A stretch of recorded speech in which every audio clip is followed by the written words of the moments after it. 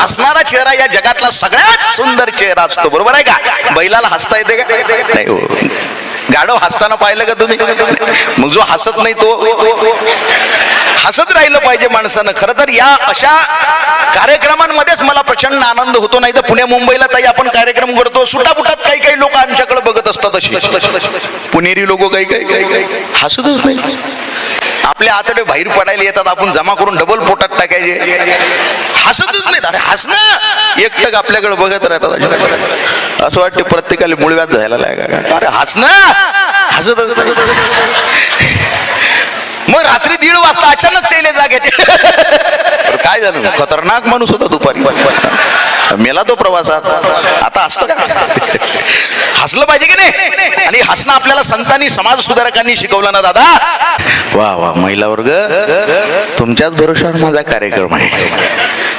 हा, पुरुष काय यांना काही कामं नसतात असं नाही. मला पुढे बोलू द्या. मी पुरुषांचंच प्रतिनिधित्व करतो, पण महिलांचं काम जरा खतरनाक आहे. महिलांना हलक्यात घेऊ नका. महाराष्ट्रानं महिलांना हलक्यात घेतलं. लाडक्या बहिणीने दाखवून दिलं त्यांना. विरोधी पक्षातही ठेवलं नाही कुठं. त्याच्यामुळे मी सगळ्यात जास्त तुम्हाला घाबरतो. त्यामुळे कोणत्याही कार्यक्रमाच्या सुरुवातीला पहिल्यांदा मी तुमच्यावरच बोलत असतो. मगाशी संजीवनी ताईंनी इतकी सुंदर कविता सादर केली, बरोबर आहे का? मी सुद्धा ताई महिलांवर बोलणं माझं कर्तव्य समजतो, कारण त्यांचा लाडका भाऊ एकच आहे, तो म्हणजे मी. अकाउंटला तुमच्या कोणी पैसे पाठवले तो तुमचा लाडका भाऊ नाही आहे. तुमचा लाडका भाऊ फक्त एकच, कोण? अनंत विठ्ठल राऊत, म्हणजे मी. हो, फार अभ्यास केलाय तुमच्यावर मी. साधा विषय नाही दादा. महिलांनी फार शिकलं पाहिजे, पण घरची कामं सगळी महिलांनीच केली पाहिजे. मुलगी फार पुढे गेली पाहिजे, भाडे तिनंच घातले पाहिजे, स्वयंपाक तिनंच घेतला पाहिजे, कपडे तिनंच धुतले पाहिजे. कोण्या ग्रंथात लिहिलेला स्वयंपाक फक्त महिलांनीच केला पाहिजे? आहे का कोण्या ग्रंथात लिहिलेलं? वा, महिला वर्ग चेहरे खुलले तुमचे. महिलांना वाटते असाच वक्ता पाहिजे होता आपल्याला. खूप दिवसांनी आला हा वक्ता. तुमचा खरा सक्का भाऊ बघतो मी. फार अन्याय झालाय तुमच्यावर. मराठी भाषा शिकत असताना पहिल्या पानापासून तुमच्यावर अन्याय बोला. मराठी भाषा शिकत असताना पहिलं पान उघडलं की पहिल्या पानावर पहिलंच वाक्य असते, बाबा अभ्यास कर. कमल पाणी भर. बबनले अभ्यास कर, कमलले पाणी भरायला पड. रमेश पाटावर बस. कोमल त्याला वाढ. म्हणजे खैरा पंडा फक्त जेवायलाच बसलेला आहे का? साधा विजय नाही आपला. साधा कवी आहे का?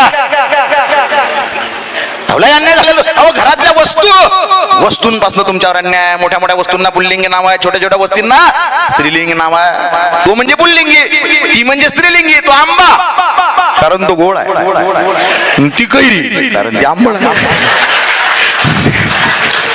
तो सागर कारण तो विशाल आहे, ती नदी कारण ती छोटी आहे. तो नाला, ती नाली. तो पर्वत, ती टेकडी. तो गाव, ती गल्ली. तो रस्ता, ती वाट. तो हंडा, ती कळशी. तो रांजण, ती घागर.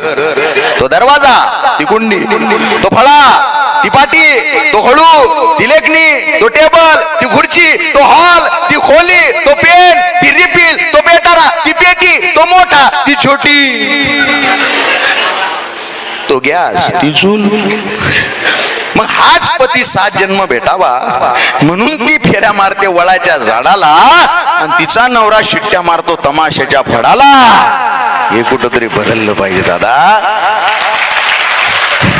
साधा विषय आहे का आपला? विनोदाचा विषय सोडा. महिलांच्या आयुष्यामध्ये जेवढी संकट आहेत तेवढी पुरुषांच्या आयुष्यामध्ये नाही. खरं तर तुम्ही सगळेच क्रांतिकारक आहात, ज्येष्ठ लोक आहात, लग्न झालेले आहेत तुमचे. नाही, लग्न झालेला क्रांतिकारी माणूस असतो. अरविंद, तुला काय माहित आहे? तुझं लग्न झालेलं नाही आहे. अरे, एकाच आतंकवाद्यासोबत अख्खी जिंदगी काढणं साधा विषय नाही आहे. ऐक जरा. मला एका बुलढाण्याच्या कार्यक्रमात एका बाईनं विचारलं. त्या ताई म्हटल्या, अहो पण ते आतंकवादी म्हणजे नेमका कोण? म्हणे नवरा का बायको? म्हणून म्हटलं मला पहिल्यांदा कोणतरी विचारलं, मग मी त्यांना सांगितलं, म्हटलं हे बघा, मी सगळ्यांनी बघितलं माझ्याकडं की नेमकं आता हे वक्ते उत्तर काय देतात लाईव्ह कार्यक्रमामध्ये. बुलढाण्यामध्ये तुमचे काही मित्र असतील, मला काय म्हटलं त्या नेमका आतंकवादी कोण, नवरा का बायको? म्हणलं हे बघा ताई, मी पुरुषांचं प्रतिनिधित्व करतो. पुरुषांनी टाळा वाजवल्या. म्हटलं असं नाही, कवीला जसं जात धर्म पंथ पक्ष लिंग वर्ण सीमा प्रांताचं कशाचंच बंधन नसतं. त्यामुळे जर तुम्ही स्त्री आहात तर तुमच्यासाठी आतंकवादी तुमचा नवरा, आणि तुम्ही जर पुरुष आहात तर तुमच्यासाठी आतंकवादी म्हणता का बायकोला?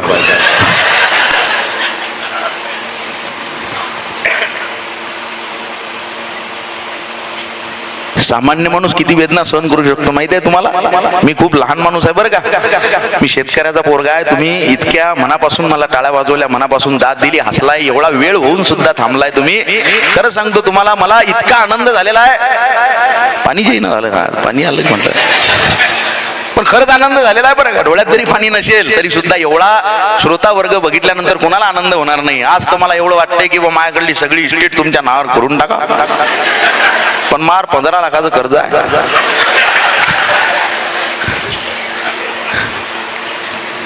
सामान्य माणूस 47 डेली युनिट इतक्याच वेदना सहन करू शकतो, पण ज्यावेळेस एक स्त्री एका बाळाला जन्म देत असते, तिला होणाऱ्या वेदना ह्या 57 डेली युनिट इतक्या असतात. म्हणजे सामान्य सहनशक्तीच्या पलीकडे जाऊन एका बाळाला जन्म देणारी स्त्री असते. तुमच्या गावात स्मशानभूमी आहे ना, चितेवर अख्खा माणूस जळतो, काय जळत नाही? माणसाची हाडं, माणसाच्या अस्थी. आणि सायन्स सांगतं माणसाच्या हाडांची निर्मिती कशी होते. आईच्या गर्भात बाळ असताना आईच्या दुधापासून बाळाच्या हाडांची निर्मिती होत असते. म्हणजे ती चिता सुद्धा म्हणत असेल, अरे छोटी मोठी प्रत्येक गोष्ट जाळण्याची ताकद माझ्यात आहे, पण आईचं दूध जाळण्याची ताकद अजून पर्यंत माझ्यात आली नाही. हे स्त्रीचं कर्तृत्व आहे, हे स्त्रीचं श्रेष्ठत्व आहे. ताई तुमची कविता ऐकून खऱ्या अर्थानं मी ही कविता घेणार नव्हतो, परंतु ताईची कविता ऐकून, ही खूप कमी ठिकाणी मी कविता घेतो, पण तुमच्यासारखा ताकदीचा प्रगल्भ रसिक वर्ग मला दिसलेला आहे. त्यामुळे अभ्यासू कविता छोटीशी फेमिनिझमवर आहे साहेब. बाई नावाची कविता आहे माझी छोटीशी, काळजाचे कान करून. वा वा वा, तुम्ही ऐकलेली आहे वाटते कविता, क्या बात आहे. वा वा, ते काय बांधलं, मास्क लावला का, कोरोना गेला? असू द्या, काय बांधा, असू द्या, असू द्या, असू द्या. कोरोना खतरनाक काळ होता राजा. वा वा, त्या काळात 2 देव फिरत होते समाजामध्ये. देवळं बंद होते, मशिदी बंद होत्या, पोलीस आणि डॉक्टर 2 देव फिरत होते. वा वा वा वा, डॉक्टरनं तरी पहिला डोस, दुसरा डोस, पोलिसांनी सुद्धा पहिले डोस, दुसरे डोस दिले लोकांना. डॉक्टरांनी विचारलं पहिला डोस कुठे घेतला, दुसऱ्या हातात दिला. डॉक्टरांनी विचारलंच नाही हो काळ्या मारताना की पहिले कुठून मारलं होतं. पण अशा कोरोनाच्या काळाच्या आठवणी मला त्या मास्क वरून आठवल्या.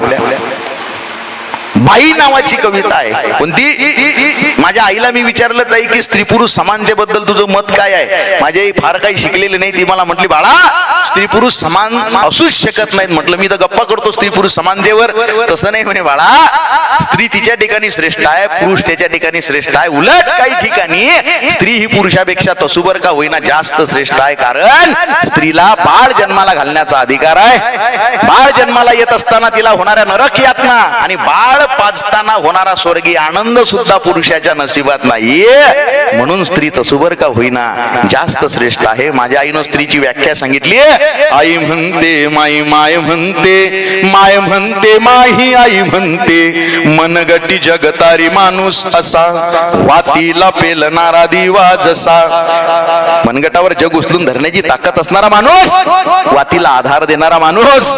मनगटी जगतारी माणूस असा, वातीला पेलणारा दिवा जसा.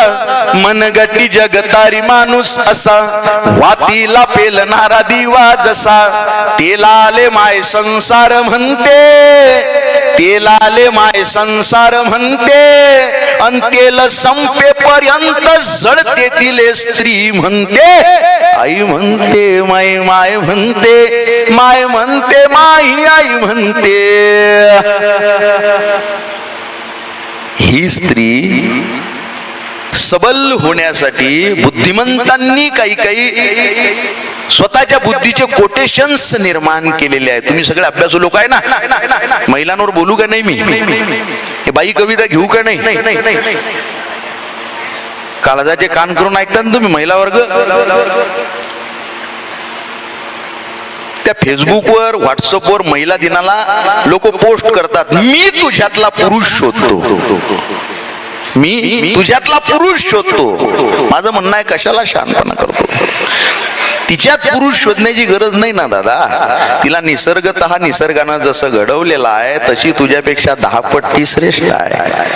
तिच्यात पुरुष शोधणं म्हणजे परत पुरुषाला स्त्रीपेक्षा श्रेष्ठ करणं आहे. मी खूप सामान्य माणूस आहे ताई, लहान माणूस आहे. एक बाई नावाची कविता लिहिली, नवीन नाती जोडताना पुरी लक्षात ठेव खूप खोल असते भावनेची खाई. नवीन नाती जोडताना पुरी लक्षात ठेव खूप खोल असते भावनेची खाई. त्यानं म्हटलं ताई म्हणून डोळ्यातली बाई त्याच्या जाईलच असं नाही. त्यानं म्हटलं ताई म्हणून डोळ्यातली बाई त्याच्या जाईलच असं नाही. आज तुझ्या स्वातंत्र्यासाठी माझ्याही शुभेच्छांचा स्वीकार कर. हा पण मी तुला ताई किंवा आई म्हणणार नाही, कारण कोरडी बंधनं स्वतःवर लादायला मला आवडत नाही. आणि मुळात तुझ्यातली बाई मी सांभाळू शकतो, आई किंवा ताई या लेबल शिवाय सुद्धा. तुझ्यातली बाई मी सांभाळू शकतो, आई किंवा ताई या लेबल शिवाय सुद्धा. हा कधी कधी अस्वस्थ उतावीळ व्हायला धजावू शकतो, हाडा मासाचा सांगाडा. म्हणून काय झालं, वासनेच्या उंदराला माझ्या नीतिमत्तेचा डोंगर पोखरणं शक्य नाही, कदापि शक्य नाही. हा समाज हल्ली तुझं स्वतंत्र अस्तित्व मान्य करायला लागला नाही का. हा समाज हल्ली तुझं स्वतंत्र अस्तित्व मान्य करायला लागला, पण तुझ्या स्वातंत्र्याच्या जाव्या तू या खुळचट समाजाच्या हाती द्याव्या हे मला आवडलं नाही. माझा नवरा मला कॉल करू देतो, माझा नवरा मला जॉब करू देतो, माझा नवरा मला माझे फ्रेंड्स जपू देतो, पण माझा प्रश्न आहे तुला तुझं स्वातंत्र्य देणारा तो जहागीरदार कोण. हा समाज हल्ली तुझं स्वतंत्र अस्तित्व मान्य करायला लागला, पण तुझ्या स्वातंत्र्याच्या चाव्या तू या खुळचट समाजाच्या हाती द्याव्या हे मला आवडलं नाही.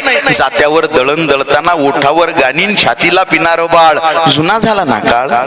जात्यावर दळण दळताना ओठावर गाणीन छातीला पिणारं बाळ जुना झाला ना काळ. पण मग लॅपटॉपवर काम करत करत कानात हेडफोन टाकून बाळ पाजण्याची कला किती सहज आत्मसात झाली तुला.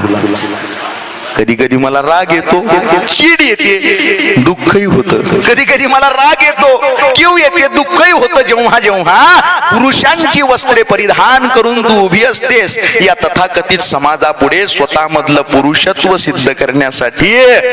माफ कर बाई, पण मी तुझ्यात पुरुष शोधत नाही. माफ कर बाई, पण मी तुझ्यात पुरुष शोधत नाही. कारण नाल्या गटारी या सभ्य नगराची घाण, कारण नाल्या गटारी या सभ्य नगराची घाण, परंपरेनं केलेला अपमान, सगळं सगळं सगळं स्वतःमध्ये सामावून घेऊन सुद्धा नदी सारखं निखळ तुझं प्रत्येक महिन्याला खळाळणार बाई पण आणि हिमालयाच्या उंचीचं आई पण मला नजरअंदाज करता येत नाही. मला नजरअंदाज करता येत नाही. मला नजरअंदाज करता येत नाही. सून झालं घरदार, खोपा राहिला पडून, काळजातली चिमणी बघा चालली उडून. लेकी बाईच जगण बाहुलीचा खेळ सारा, एक जळणारी वात उजाळते 2 घरा. 9 माहाचा पिंजरा काय मोजावा नोटात, 9 माहाचा पिंजरा काय मोजावा नोटात.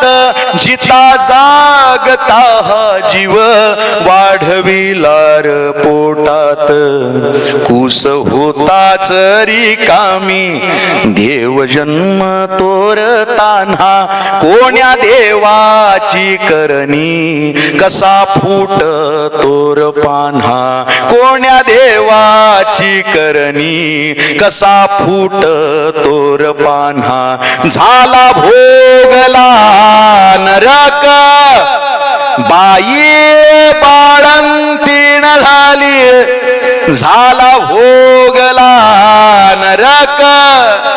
या ओळींसाठी एका आजीनं माझी सही घेतली होती. म्हणे बाळा सगळे जण तुझी सही घेतात मलाही दे. म्हटलं आजी बऱ्याच कविता मी सादर केल्या याच्यात काय आहे एवढं याच्यात काही भावना अशा आहेत म्हणे बाबू त्या लिहिण्यासाठी जन्मच बाईचा पाहिजे रे. आणि ती बाई आई होणं गरजेची आहे. तू बाई नाहीस आई नाहीस. त्या भावना तुझ्या कवितेत आल्या कुठून. आजीनं आपला ऑटोग्राफ घेतला तुम्ही जपून ठेवलाय. 100 पुरस्कारांपेक्षा श्रेष्ठ आपल्याला तो ऑटोग्राफ. त्या आजीला ज्या उडी आवडल्या झाला भोगला नरक बाई बाळंतीण झाली बाळ पाजल छातीले तिच्या स्वर्ग पायाखाली पोर नावाचा वारस लेक डोक्यावरती साज पोर वंशाचा दिवा लेक घराण्याची लाज लेक माहेर सोडते लेक सासरी नांदते जिंदगी भर बाईच मन माहेरी राहते. तानाजी गडा चढला शेवट बाजी खिंडीता लढला इतिहास ह्यो मर्दांचा सैताना शिर भिडला पण सावित्री माईचा कसा विसर पडला थोर जिजा माते पोटी राजा शिवाजी घडला थोर जिजा माते पोटी राजा शिवाजी घडला. वा वा वा. महाराष्ट्रात एवढे कार्यक्रम केले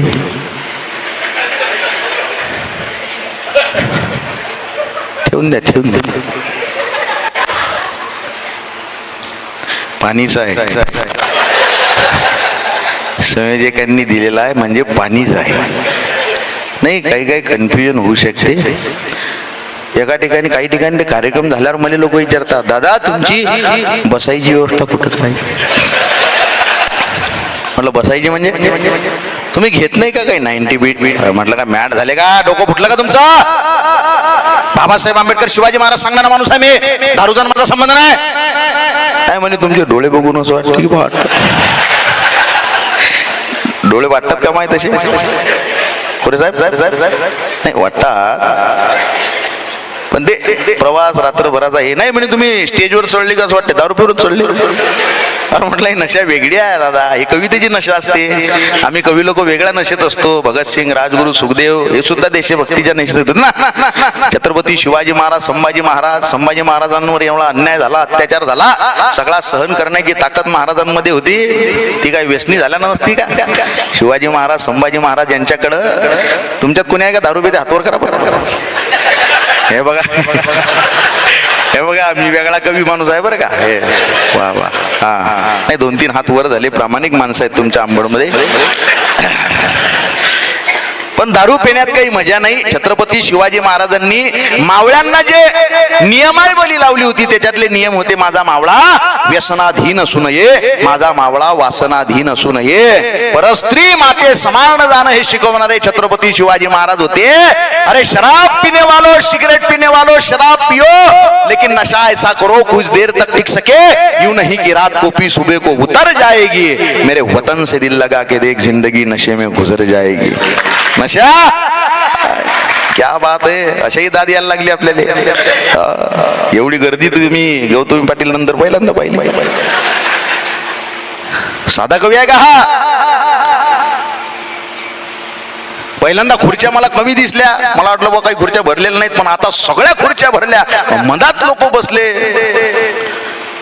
वा वा. महिला वर्ग खरंच उभे राहिले का बसले का हे बघायसाठी तुम्ही माना वळवल्या, याचा अर्थ तुमचा माझ्यावर विश्वास नाही. माझ्या आतडे बाहेर पडले तुमच्यावर बोलता बोलता. सगळ्यात आधी मी तुमच्यावर बोललो, तरी सुद्धा कवडीचा विश्वास माझ्यावर नाही आहे.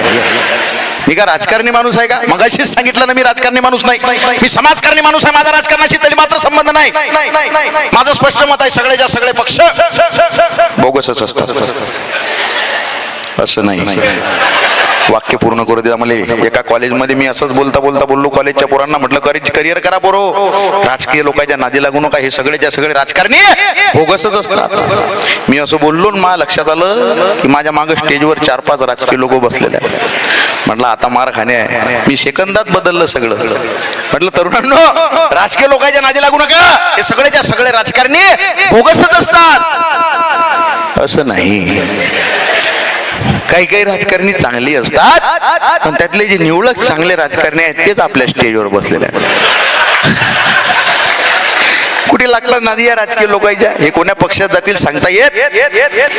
आपल्या जर कार्यक्रमात काही राजकीय लोक असतील तर ते सगळे समाज सुधारक आहेत असं आपण गृहीत धरू.